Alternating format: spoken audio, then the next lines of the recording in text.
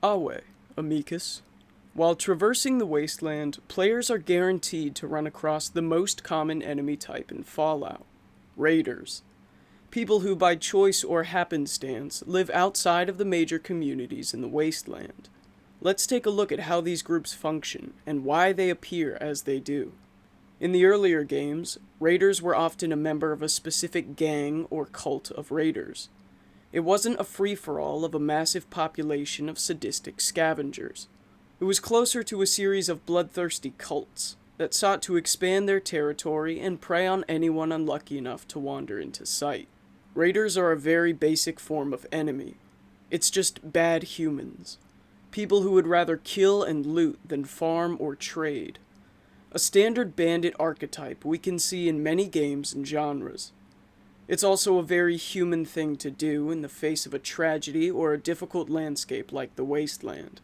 Some people are bound to opt out of living in a society where everybody helps each other and works together for the common good.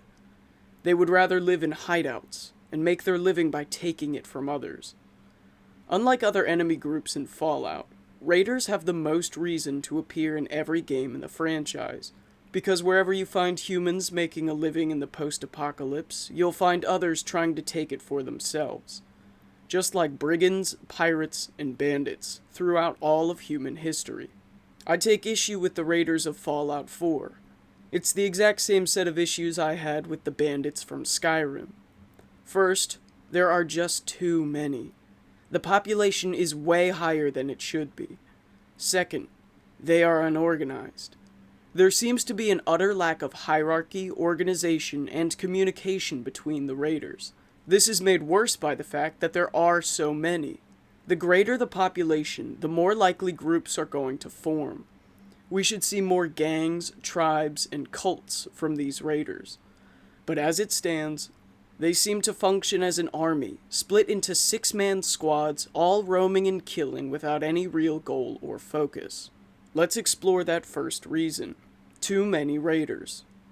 When traveling the wasteland, much like traveling in Skyrim, the player is bound to encounter many raiders. These bandits seem to have a higher population than any other organization or faction in the games. By how many of them we kill, there are potentially thousands of raiders living in the Commonwealth. If we were to treat this setting with any sort of seriousness, then we'd have to ask the question of why aren't they joining forces? If even half the raiders in the Commonwealth fought under one banner, even for less than a week, they'd easily overthrow Diamond City, Good Neighbor, Beacon Hill, and most likely all of the players' settlements. So why don't they? From what I can tell, there are two explanations for this question, and surprise, surprise, I take issue with both. First is that they are raiders, and they likely wouldn't team up. If they did, they'd fall into infighting and inevitably kill each other. But why? Because they're raiders? I take issue with this view of raiders. It's almost as if they are not the same species of human that we are. By always calling them raiders, they are dehumanized to a point where it becomes difficult to find their human motivations. It's important for realism and immersion that we don't treat them this way. Regardless of their actions, they are still people, the same as you or I. Maybe they joined with raiders because they thought it was their best chance at surviving the wastes. Maybe they joined because it was the only way to spare their family or farm from being raided. Maybe they joined because they are hooked on chems and their addiction runs their lives. There are many reasons that people in real life would join a pirate or bandit organization. In fact, there is always a reason. I think very few people in the real world just do evil things because they are evil, rather than normal people making bad choices in a bad situation. That evil population exists, and it would in Fallout as well, but I think it'd be much smaller than we make it out to be, and I think it to have reasons and goals behind a group's actions, no matter how evil or heartless they may be. To explain raiders, we should first do away with the notion that they are all sociopathic sadist murderers. Let's analyze their position in the game world as the individuals that they are. If we humanize them just a little bit, it becomes all the more silly that they wouldn't have joined forces by now. If there's 5 of you, and 5 people down the road doing the exact same thing, then why not team up? And now you can take on twice the challenge, and better defend yourself from the many dangers of the wasteland. If this game takes place 200 years after the bombs, then these people would have had generations and decades to form alliances, hideouts, and communities. Especially in a setting where humans are not the apex predator. If the world was filled with Deathclaws, super mutants, ghouls, and Mirelurks, it's all the more reason for the humans to stick together. You might be able to raid for several weeks in a group of 5, but you're very likely to be killed by one of the super races that share your territory. We can see some alliances in Fallout 4, but I have multiple issues with these. I'll note that the following criticism is not carried over to any of the DLC raiders. I actually think the Nuka World raiders are a great rendition of how this population should function. I'll be excluding these groups from my criticism altogether. Even with their flaws, the Nuka World raiders function as they should in the world, being an actual organization of human beings and not permanently hostile murder humans for the player to shoot. Same goes for the DLC Robot Armored Raiders and any other group added by Creation Club or post-release content.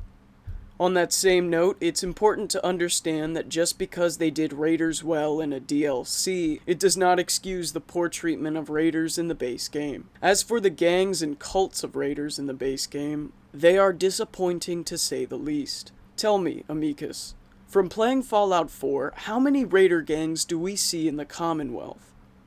I'd understand if most people said 3, those being the Gunners, the Triggermen, and the Forged. When I began this script, my initial count for Raider gangs was 5. To my surprise, there are many more groups of Raiders considered to be gangs in the game. There are 26 gangs of Raiders found in the base game Commonwealth, according to the wiki. I'd challenge literally anybody to name half of them without looking it up. For this many individual gangs of raiders to be found in the Commonwealth, I must ask the question, why aren't they more recognizable? Why don't we see unique aesthetics for these individual groups? Why don't we see individual flags, colors, or emblems for these groups? Why don't we see similar behaviors or voice lines, depending on which group they're from? The only instance of this I can recall from memory is the Forged, who are a fire-centered gang of raiders.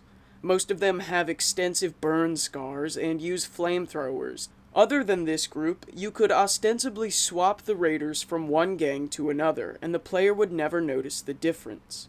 This is because the raiders in Fallout 4, with very few exceptions, all look, sound, and function the exact same. From what I can tell, almost every gang in Fallout 4 functions like this. There is a location filled with generic loot. The player will be sent here for a kill quest or to retrieve a specific item from the very end of the dungeon. We are going to fill the space with raiders. Similar to Draugr or bandits from Skyrim, there will be many on each level or in each building of the dungeon, enough that the player has to kill several in each room before moving on. At the end of this dungeon, we will have 1 or maybe 2 named raiders. They'll have face paint, maybe a unique weapon or piece of armor, but aside from that, be a completely generic raider. If the game designers wanted to go above and beyond, maybe they'll throw in a journal entry or a diary that gives this individual raider a semblance of character or motive. This seems to be the extent to which most raiders are fleshed out in the Commonwealth. I personally find this very lackluster. After about the 15th instance of this, the player is likely to write off all raiders as generic, uninteresting cannon fodder, and rightly so. How could we fix this? If I was going to design the raiders, I would start by cutting the map into several pieces. Cut the map according to notable locations and the type of resources that would be found here. Then, I would come up with several designs and cultures to fill out these areas. I would only have a handful of groups. With less groups and more noteworthy features, players are much more likely to form a familiarity with these gangs. This would go to great lengths to make the world feel more immersive and the populations here feel more believable. For instance, I would make 1 or 2 factions of raiders living on the coast. These raiders are mostly scavengers due to the low populations to raid along the shores. If they cannot find anyone to raid, they are not above fishing or hunting to supply themselves with food. Raiders would need more ways to gather resources and supplies beyond just raiding. This has honestly been a problem in every Fallout game so far. Most raiders just exist off of "we need to be here for a quest" energy without showing other ways they get their resources. The fact is, there would just not be enough food or medicine to be raided from travelers. Raiders would need to find a more substantial way to feed themselves. But Fallout can cross that bridge when they feel like, I guess. Perhaps they could also work for larger inland groups of raiders, moving supplies or chems or weaponry along the coast via the waterways or the sea. Despite this, they liken themselves to pirates because of their coastal lifestyle.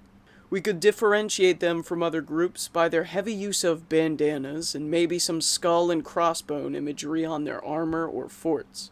They could use pirate lingo or titles as well. Maybe instead of the same generic raider titles we see through level scaling, these raiders are called captains, first mates, corsairs, or buccaneers. These raiders could have a different set of voice lines than the mainland raiders. Maybe they threaten to tie you up and drop you off the end of a boat, or tie you to the bottom of a boat, or tie you to a buoy for target practice instead of the same generic lines as everyone else. Maybe in the southern areas of the map we could encounter a more swampy genre of raider that inhabits the bogs and the wetlands. Have these raiders wear less armor and use more melee weapons than guns. This could create a sort of savage barbarian vibe for these people. With less civilized areas to raid, their supply of arms and ammunition dried up long ago. They take what guns they can, but for the most part, they rely on machetes, axes, and other primitive tactics. This could be a good foundation to build a cult of raiders. Perhaps there is some god or deity they worship, which only adds to the aesthetic of savage swamp peoples. Maybe they are big fans of human sacrifice and other brutal ceremonies, maybe even being cannibals. These raiders could appear to be a smaller, more inbred and reclusive community. Maybe they could have written some unique voice lines similar to a low intelligence character from the older games. Imagine running through the South and you're spotted by painted cannibals. They chase you and scream about how they're going to sacrifice you to their god and eat you. They could have unique titles like chieftain, headhunter, tribal, or cannibal. These could create a much more notable selection of raiders. They would be more memorable and easily associated with their geographical location. Making raider gangs more distinct can only increase player immersion. Another group of raiders could be created in the city of Boston. These could function more like the majority of raiders found in the game. A massive population of killers with less distinct characteristics. Boston could be a melting pot of all walks of life for both civilians and the raiders. The player can hear about the combat zone where they host cage fights. Perhaps this is where the head of the Boston Raiders rules from. Since the number of raiders in the biggest city is so large, it's hard to maintain control over them. To solve this, the leader demands tribute from all of the raider gangs in the city. If they are going to be operating within his territory, they must pay him with either chems, weaponry, or slaves. This would not only give a solid reason for the major areas to be the most populated with raiders, but also the most dangerous. There is a very good chance that if you enter the city, groups of raiders will attempt to kidnap you. They need a constant supply of things to offer their raider king. If they cannot supply kidnapped settlers or other loot, he will instead take their raiders. If he is feeling generous, they will have to serve in his ranks. If he is particularly displeased with a certain gang, he could have these raiders enslaved or made to fight to the death in the combat zone. Creating a harsh hierarchy for the more populated areas would really help flesh out the populations here. Yes, they are all just raiders, but they need reasons to be where they are and do what they do. The fact is, it just doesn't make sense for gangs to pick a dangerous spot to live, and then just stay there and kill indiscriminately for no personal gain. By creating a harsh hierarchy like this, it answers all of those questions at once. Not only that, but it helps immensely with world building. When all raiders are just disconnected groups of generic bad guys with guns, the world feels disconnected. Outside of the cities, it's nothing but enemies. And when the human enemies are functioning on the same level as a pack of wild dogs or unthinking ghouls, it diminishes the believability of the world as a whole. If these groups are all acting in service of someone or something that can actually be found in the world, all of a sudden these pieces fit together better. The world feels more realistic, the enemies have a purpose, and killing them feels more cathartic. If the raider gangs functioned this way, more like actual NPCs rather than permanently hostile bad guys, it would also open up a myriad of interesting quest designs. Instead of always being sent to wipe out the hostile raiders, the player could actually interact with them. What if it was feasibly impossible for any group, aside from maybe the Institute or the Brotherhood of Steel, to go in and kill all of these raiders? Maybe the only way to rid Boston of raiders is to pick them off one gang at a time. The player could go on a killing spree, locating lower-ranked informants until they've learned the location of a gang leader. Then, the player could find and kill that leader. The raiders loyal to them either disperse or join another gang. After several similar instances, the raider population in the city could be notably smaller than before, showing a meaningful progression in the events of the world and the real impact the player has made. Or, perhaps we could make a deal with the devil, offering goods and terms to a powerful raider group, maybe even enlisting the gunners or the triggermen for this. We take the battle right to the King Raider. Just imagine leading the gang war through the streets of Boston, clearing outpost after outpost with a host of gunners at your back. Maybe the player instead chooses some good old-fashioned espionage, infiltrating a raider gang disguised as a raider yourself. You learn where they are moving their goods and when these goods are being transported from their base to the Raider King. You intercept this shipment and take all of it. The Raider King is furious and has that smaller gang of raiders killed. We could even see different groups of raiders fighting in the city as the Raider King's will is enforced. If the player is able to repeat this process several times, the Raider King would be destroying all of the raiders for you. Perhaps this leads to him going insane with paranoia and a resolution that way. Regardless of the execution, the player should be able to actually change the groups in the pecking order of the Commonwealth. In previous games, when the player completely eradicated a group or a faction, they were gone. In Fallout New Vegas, we could be sent out to kill the leader of the Fiends. If the player killed all the leaders and lieutenants in that faction, there would be a notable lack of Fiends in the game. Yes, we could still find stragglers, but not nearly the same amount as when the gang was in its full strength. NPCs would mention how the population of Fiends has greatly diminished. The player feels a tangible change in the world around them in response to their actions. Fallout 4 has respawning packs of raiders. This leads to a feeling of perpetuating the status quo of the wasteland. It never changes. Slaughtering 200 raiders in Boston would realistically have a large effect on the world. But as it stands, those 200 raiders are replaced within a month in-game and there is no tangible change in the world. We have now arrived at my second major issue with the raiders in Fallout 4. This enemy type functions as nameless bad guy NPCs to facilitate Fallout 4's perpetual looter-shooter playstyle. If there is an infinite amount of things to shoot, then many players will be satisfied with just shooting things indefinitely. Raiders function as one of the three main flavors of enemy you get to shoot in Fallout 4.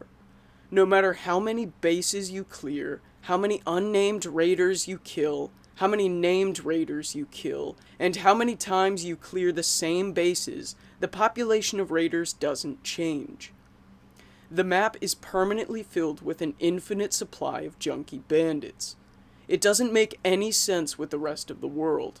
unless their only purpose for being there is simply as something for the player to shoot. I find this to be an incredibly underwhelming and flat-out lame use of humanoid enemies like raiders. If they are people, then write them like people. People have goals and motives and reasons for doing what they do. People feel fear and anger and make choices based on their motives and their emotional states. Where is this population of sadistic, sociopathic killers coming from? Are they breeding somewhere? Or is this how many people are just leaving society to come take chems and die in the wilderness of the wasteland? In the post-apocalypse, there would simply not be enough resources to facilitate this kind of unorganized raider population. 200 years after the bombs fell, there would not be enough chems to supply this population of raiders. Even if they are making more, this is just an unrealistic amount of humans to all be on chems. There isn't enough food in the Commonwealth to support this level of raider gangs. We don't see the raider farms, so are we to expect they steal all of their food? We see all the settlements, and there definitely isn't enough food for the settlers, let alone a population of raiders to survive by stealing it. There definitely wouldn't be enough guns and available ammunition in the post-apocalypse to supply these hundreds and hundreds of gun-toting raiders. And finally, there would not be the human population to supply this many people. Maybe right after the bombs fell, enough of society would have been forced to fight each other for their survival and form raider gangs like this. But 200 years post-apocalypse, there is no way. Unless there are secret underground breeding facilities that pop out fresh raiders in their 20s and 30s to join a gang, this simply cannot be the case. So what is the answer to my raider question? Well, if we go Occam's razor, the simplest explanation is this. The devs for Fallout 4 want players to have an infinite supply of humanoids for us to shoot. Aside from ghouls and super mutants, they created these raiders, a nifty population of nearly identical individuals that you can throw in any base or location across the map. Thousands of the same sadist, junky killers that the player will have fun killing and not feel guilty about because they are all irredeemably evil. And that's that. I personally find this rendition of human beings in the post-apocalypse to be incredibly underwhelming and straight up boring. Humans with human motives making choices based on their environment and cultures is just infinitely more interesting to me. Personally, that's what the Fallout franchise has always been about for me. People in different groups all trying to survive at the expense of each other. It's almost like how actual human history has progressed for all of time. The older games showed these raider groups as more fleshed out cultures and gangs. They had leaders, notable characteristics, and unique ways of doing things. I'll reference Fallout New Vegas' raiders once more. Not because Fallout New Vegas is an infallible, perfect game that can do no wrong, but because its execution of raiders was actually done better. They had the Great Khans, the Powder Gangers, the Fiends, Jackals, and more. These groups were notable. You could tell from a distance if you were coming upon a group of Fiends or a group of Powder Gangers. They ruled over specific areas of the map, usually correlated to where and how that gang originated. They had headquarters with leaders. They had distinct histories that gave a reason for their appearance, location, and the way that they conducted themselves. A large element of what made Fallout New Vegas' raiders more realistic is that they weren't all default hostile. They didn't all just attack the player on sight. Some gangs would, like the Fiends, the Jackals, and the Vipers, but others would only attack you on sight if you had slighted or attacked their gang. They acted like a group of people who survived by raiding others, not a bloodthirsty race of humans whose only function is savage killing and looting. With Fallout 5's anticipated release in the coming years, I hope that raiders will function more like actual groups of people. I would prefer that Bethesda moves away from the looter-shooter model, though I doubt it. Instead, they could flesh out the groups of people and give reasons and environmental storytelling for these groups. I don't want an infinite amount of jet-huffing savages to shoot indiscriminately. I want to infiltrate these groups and see how they work. I want these groups to interact with each other. I want the world to change based on the players' interactions with these groups. I think if the devs for Fallout 5 were to take a look at the older games and put more thought into the development of their factions and groups, Fallout 5 would take a big step away from turning Fallout into a looter-shooter faux RPG, and back into a realistic, grounded world of harsh realities and dynamic communities. Filled with silly, wacky, and out-of-the-world events, sure, just like Fallout 1 and 2 were, but the whole game shouldn't be a silly parody of how people would actually survive in the post-apocalypse. I don't know about you, but I'd rather the internal logic of Fallout's world make more sense when you think deeper about it, rather than less. And with that, Wale, amicus.